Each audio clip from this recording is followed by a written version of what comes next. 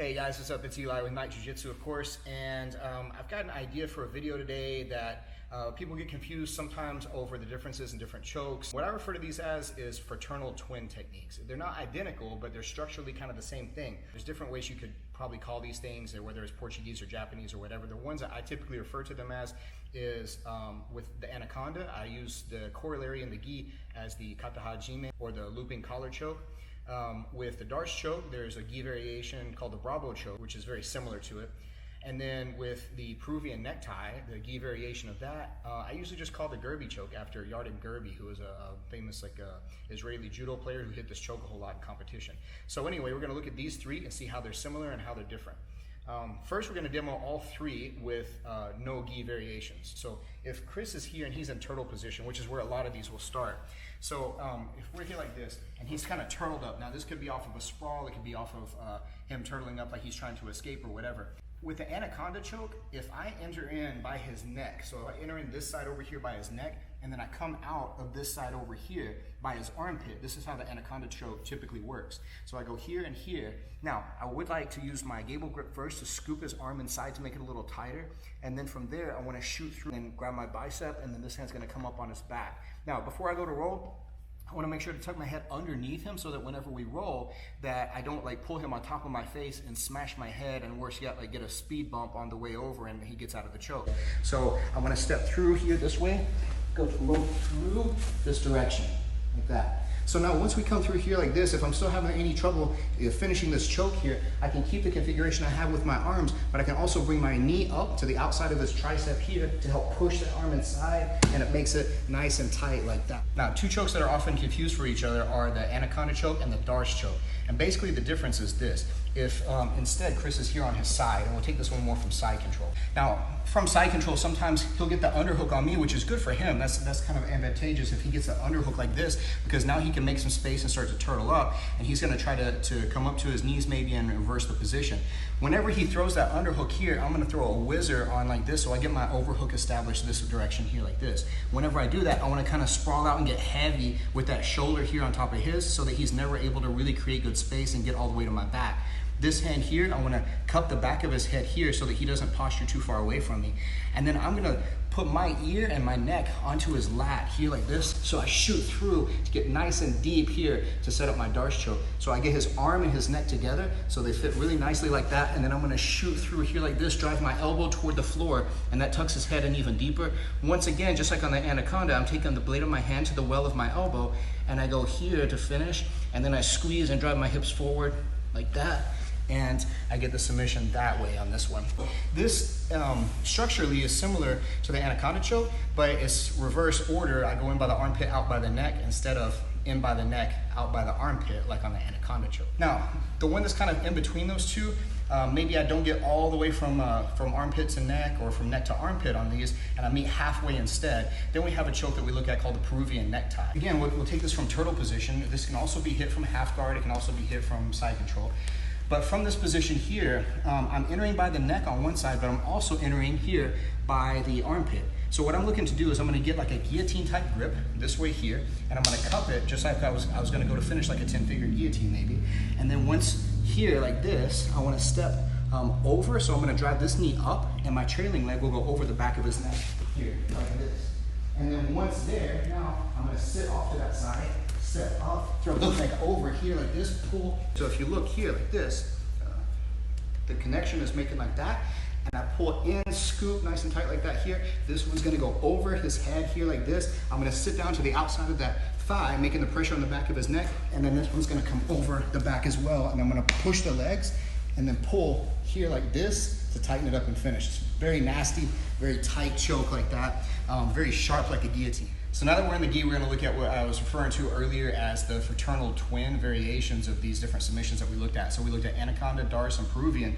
To start with the Anaconda, again, with that, if he's like turtle position, then the way that we'll kind of set this up is I'm gonna enter in by the neck, but this time instead of simply just like going all the way through to the armpit like this, since he has the gi, I'm gonna use the gi. So I'm actually entering into the collar here like this. So I get here inside the collar and I don't have to go any deeper than that, because what I'm gonna look to do next here is this hand, instead of catching here on for that rear naked choke style grip, I'm gonna go here this way and I'm gonna wing his arm, pull it out and away from me. And I'm pulling, shucking forward like this here. This hand's gonna weave inside his arm, the fingers, the hand to the back of the neck here, dive my nose in underneath his stomach.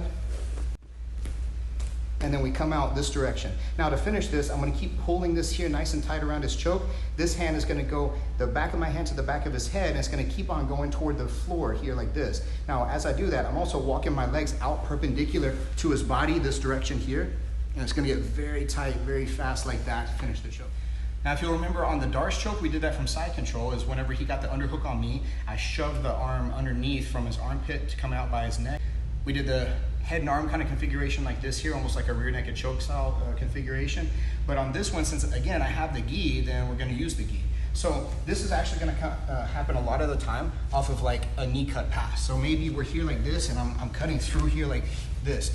And if I was fortunate enough on this pass to get my hand inside the far side collar like this, then the first thing I'm going to look to threaten is I'm going to go here just for like a cross choke or an X choke like this here, and then finish like that. Now, if though, whenever we get to this position, he's bringing his hands up to look to defend here like this, so he's looking to defend this choke, what I'm gonna do instead is I'm gonna take this top arm that he's using to defend with, I'm gonna grab that sleeve and I'm gonna pull it right on across like that. Once I see his shoulder come into view and his tricep is right here, I'm gonna take my shoulder and try to get it over his tricep and push his arm underneath my arm too. So then we get this direction like this. There's already a lot of pressure, but if I need extra pressure from here, I can go back to that X choke configuration like this, or I can put my tricep behind his neck here and then keep pulling up this direction, and it's gonna make a lot of pressure like that for the choke. So again, we get here, I've got the hand inside, he's bringing the hands up to defend like this. I'm gonna grab here, hold of the sleeve, I'm gonna pull it in front, drop my shoulder over his tricep like this here, and then if I need extra pressure, I can come back for that choke here, or I can just keep this pulled nice and tight and take my shoulder up toward his face like this here and make a lot of pressure for that choke right there. So we looked at now the Anaconda Choke without the gi, and then its gi corollary, which would be something like a single wing choke, or in Japanese a Kata-Ha Jime. Now we looked at the Darce Choke, which is a no gi variation, like an arm triangle, but then we looked at the gi variation of that, which would be the Brabo Choke. Now we have one left over, and it was the Peruvian Necktie. And on the Peruvian Necktie, that's where I came in here, under the neck, under the arm, this way met in the middle, and then I had this kind of guillotine type grip like this here, where I was scooping in, throw the legs over, and then we had the finish for that. If we have the gi on this one, what I'm gonna actually do on this one, and this is gonna be the one that I refer to as the Gerbi Choke, I'm gonna take the skirt of the gi out, and I'm gonna pass that underneath and pass it to the other hand. The way it's gonna look like is this. So again, this is common that this happen maybe off of a throw, maybe off of a sprawl. You'll see it a lot of times in judo that somebody will try to make a throw and they'll wind up turtling up so they don't get the full point by them landing on the back. So when this happens, you can pull the skirt out like this, and I'm gonna pass it underneath his neck here. So what I'm doing is I'm entering on this side here, I'm passing it on through, and then I'm passing it to this hand on this side. Now, I've had it in this hand here, it's around his neck and it's around his arm, and then I'm gonna step up similar to how I did with the Peruvian necktie. So I'm gonna step here, 1, 2, up like this, and then as I go to sit back here this way, and then I pull, and it's very tight. Like that. The skirt of the gi is coming out. I'm shooting in by the neck here. I'm passing it through over to the armpit on this side, and I'm switching hands like this. Now, as that goes to happen here, I'm gonna bring my leg up behind his head on this side here, and then I'm gonna sit down and back, and this comes over, and I'm gonna push, pull this way here. I intentionally let go so it didn't rip his head off, but you get the idea. It's gonna be really tight, really fast for that Gerbi choke like that. All right, guys, so I hope you like this kind of like conceptual look at these 3 chokes, and then their gi and their no gi corollaries. Like I was talking about, these are kind of like fraternal twins, not identical, but structurally kind of a lot the same and very closely related.